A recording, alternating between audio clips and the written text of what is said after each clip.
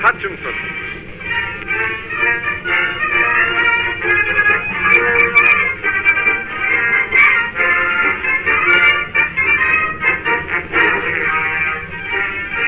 Pepsi-Cola takes you on an airplane journey with the most air-minded, the most traveled, the most progressive family in the world, the Flying Hutchinsons, the only family in the world to visit by airplane every nation of this earth. These four adventurous Americans are Colonel George Hutchinson, Mrs. Hutchinson, and their two daughters, Kathryn and Janet Lee.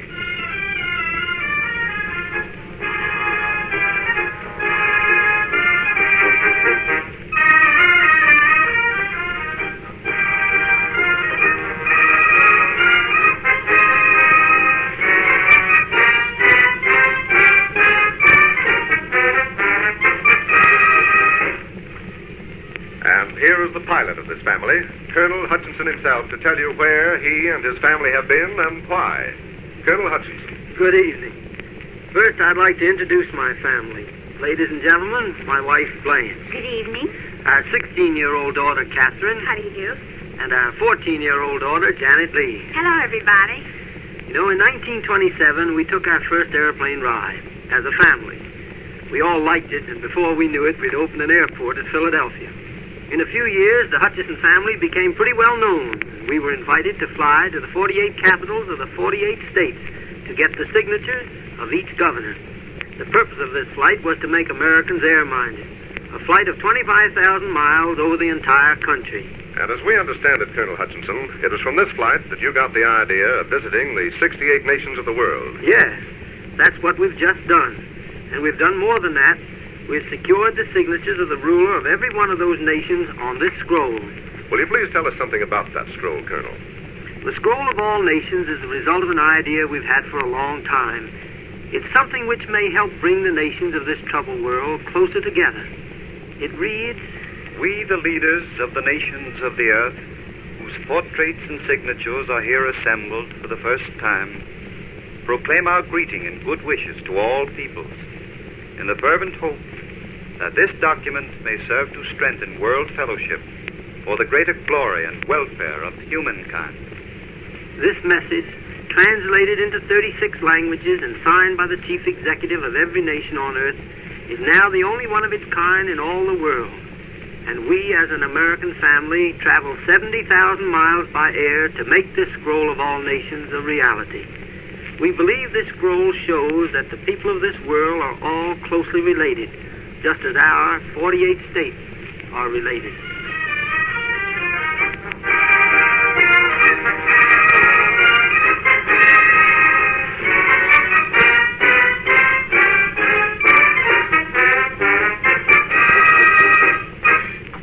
In just a moment, we shall join the Flying Hutchinsons as they visit the South American Republic of Venezuela. But first, if you want $1 million worth of refreshment for 5 cents, try this. Invest 1 nickel in a frosty, double-sized bottle of Pepsi-Cola, that extra long, extra delicious cola drink you're hearing so much about these days. Just relax and sip that sparkling amber liquid. Let the cooling, refreshing goodness of it trickle down your parched throat. And bees and clover have got nothing on you for the next few minutes. For Pepsi-Cola has a spicy, tangy cola and fruit juice flavor that's mighty smooth and satisfying. And there's a nippy, zippy tingle to it that gives a lilt to drooping spirits. What's more, the pickup lasts. For scientific tests show Pepsi-Cola is brimful of quick energy sugar that immediately goes to work to make you feel like new. So don't ever let heat and a long day get you down.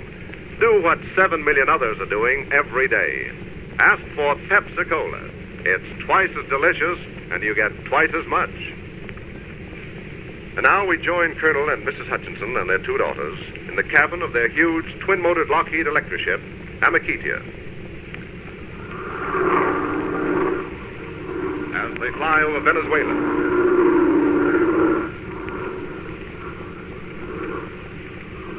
Janet Lee. Yes, Daddy? Call the LaGuardia Airport for me, will you? Okay, Daddy. What'll I say? Well, take this message to the airport manager. Go ahead. NC 14947, Amaketia. Calling LaGuardia Airport. Better repeat that, Janet Lee. Yes, Daddy. Tell him we're about 60 miles northeast of LaGuire and ask for a weather report. Yes, sir. What do people do for a living in Venezuela, George?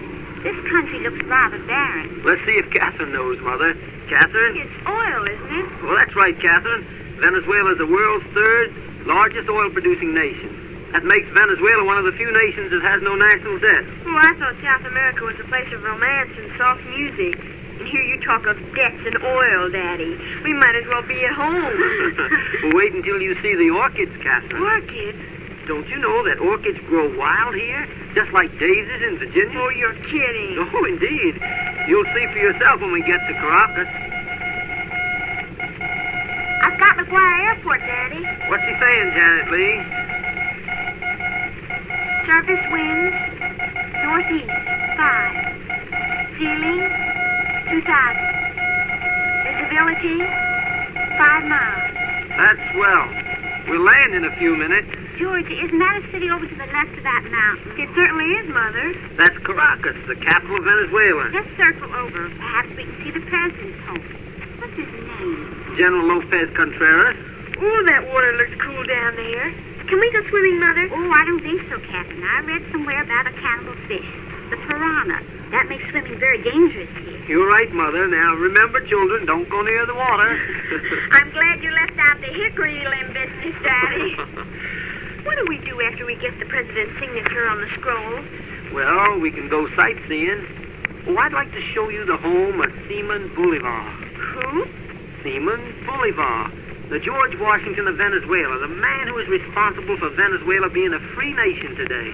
He sounds interesting. He was. In fact, Bolivar was one of the most amazing characters in history. Oh, tell us about him, Daddy.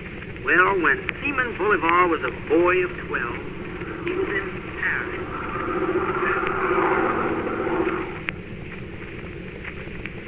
At this point in the program, the Flying Hutchinsons present the dramatic highlights in the amazing career of Simon Bolivar, liberator of Venezuela. When Bolivar was a boy of 12 in Paris, he saw Napoleon take the crown from the Pope, and he resolved never to accept the title. Into Bolivar's short life was crowded one of the most amazing records of victories, defeats, triumphs, and tragedies in all history. He fought over 200 bloody battles for his ideals of liberty.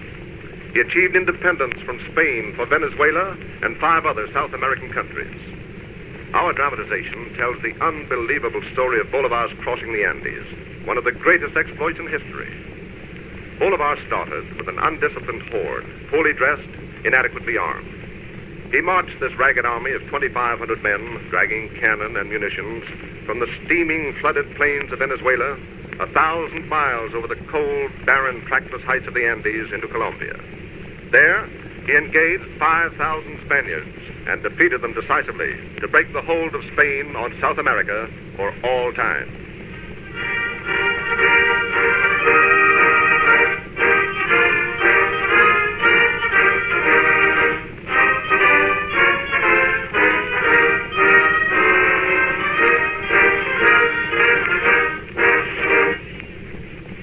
In just a moment, we shall rejoin the Flying Hutchinsons at the LaGuardia Airport as they leave the Republic of Venezuela. Everywhere that soft drinks are sold, people are calling for Pepsi-Cola to the tune of 7 million a day. And more every day, this delicious double-sized cola drink is sweeting America. Kids love it. Grown-ups go for it, for parties, for that listless 4 o'clock in the afternoon feeling, for midnight snacks. If you haven't tried Pepsi-Cola, it's a palate-tickling treat worth getting acquainted with, for it has a full-bodied sweetness, a spicy, delicate cola and fruit juice flavor that's more delightful than anything you've ever tasted. And another thing, you don't find yourself finishing the bottle just as you're beginning to enjoy it. Pepsi-Cola comes in a big double-sized bottle for only a nickel. It's really a man-sized drink. Why don't you stop by your favorite soft drink stand or grocery store and try a long, frosty bottle of Pepsi-Cola. Then, for the family, you'll want to take home the economical carton of 6. Remember, the next time you're hot, tired, thirsty, it's Pepsi-Cola time.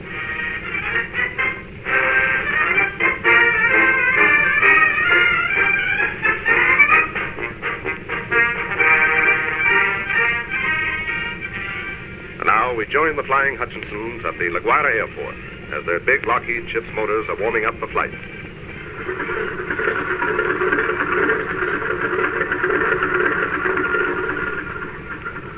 Colonel Hutchinson, that scroll of all nations is a remarkable document.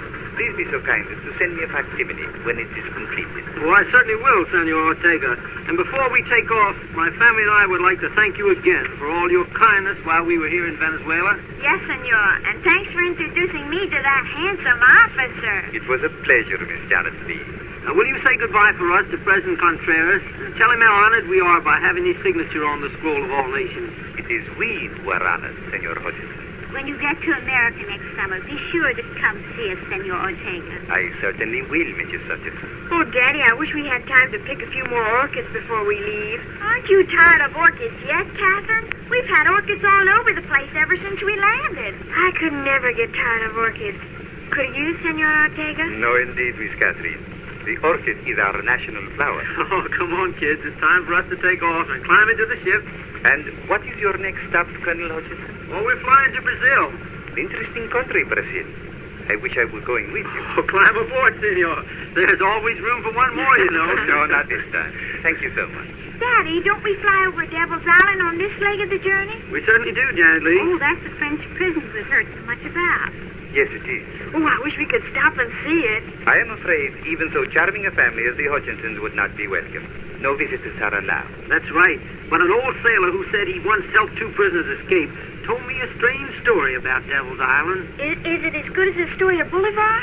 Or even better, I think, Janet. All right, Daddy, you have a listener. Let's get in the ship. Goodbye, Senor Ortega. Senora Hutchinson, Miss Kathryn, Miss Janet Lee. Hasta la vista. Muchas gracias por su mandadas. Adios, senor. And happy landing to the Hutchinson family.